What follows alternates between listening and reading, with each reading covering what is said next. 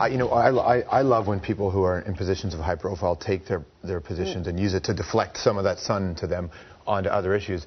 One of the things I love that you do, and not a lot of people do it, is one of the causes is road safety. Yes. Including a BBC series, but people don't realize just how dangerous it is in the developing world. Yes. Well, you know, we have 1.3 million people die on the roads. That's insane. I know. Were you closely affected by it as a kid, or how did this happen? Fortunately, no.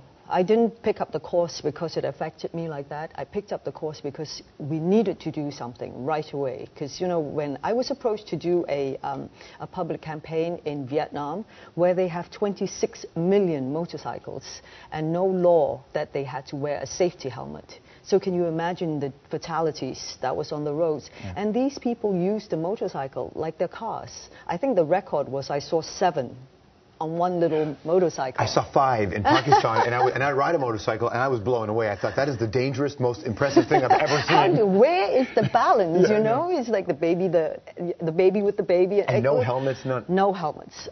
So that starts, because when I champion a cause, whenever you champion a cause, you have to understand where it's coming from and why you're doing it. So that when you speak about it, it's with total conviction. Yeah. And when you learn that every 6 seconds, someone dies on the road, every 30 seconds, a child who's going to school will get hit by a car. That, you know, propelled us to do this documentary. I was in South Africa, I was in India, in Costa Rica, mainly in the developing nations, because that's where it's the worst hit. And I swear, okay, I do a lot of action movies. I do some pretty crazy stunts. And my director said, can you just... Crouching Tiger were stunts? That wasn't real? You weren't real? Oh, yeah, that was real. I forgot about that one. That flying, totally real. But he told me to cross the road so that, you know, to see the... And I said, no, I don't think so, because the trucks were coming, the motorcycles were weaving, and the only way to cross the roads, forget that was a zebra crossing, but nobody paused, was to huddle. If you found enough people, was to literally, you know, huddle. It's like across. March of the Penguins. Yes, literally that.